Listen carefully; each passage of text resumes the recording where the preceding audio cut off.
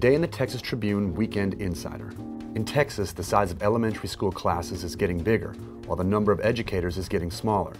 Morgan Smith looks at ways teachers are trying to manage. Then, Kate Galbraith visits West Texas, where some farmers are frustrated with restrictions put on their groundwater use.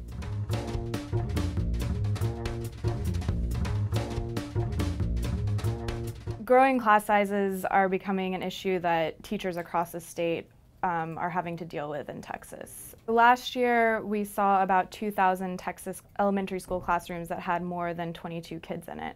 This year, that number has more than tripled to 8,000 classrooms. And that we can see is a direct result of the $5.4 billion that lawmakers cut from public education during the last session. The most recent staffing numbers from the Texas Education Agency shows there are 10,000 fewer teachers in Texas schools. And that's as we got about 80,000 new students this year.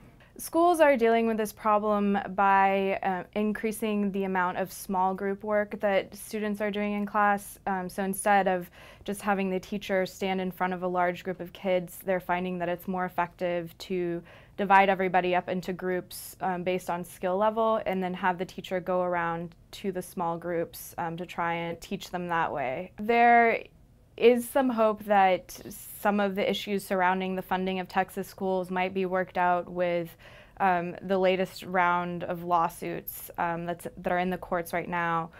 But most of the teachers I talk to see this as a trend, that their classes are going to get bigger and bigger, and they're just going to have to look for ways to be able to manage it.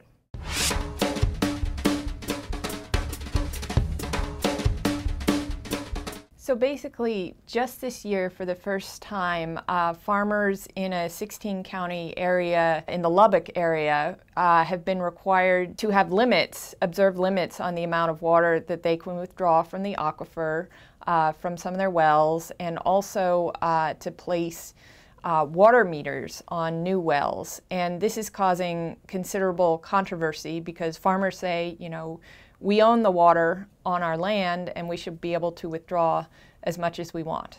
Well, the local groundwater authority is called the High Plains Underground Water District. It covers 16 counties, and they're enforcing these restrictions in order to help ensure that 50% of the aquifers in the area, the biggest is the Ogallala, remain in existence in 50 years. But they've heard some of the complaints by the farmers, and they have recently enacted a moratorium, they won't enforce the penalties for 2 years, essentially.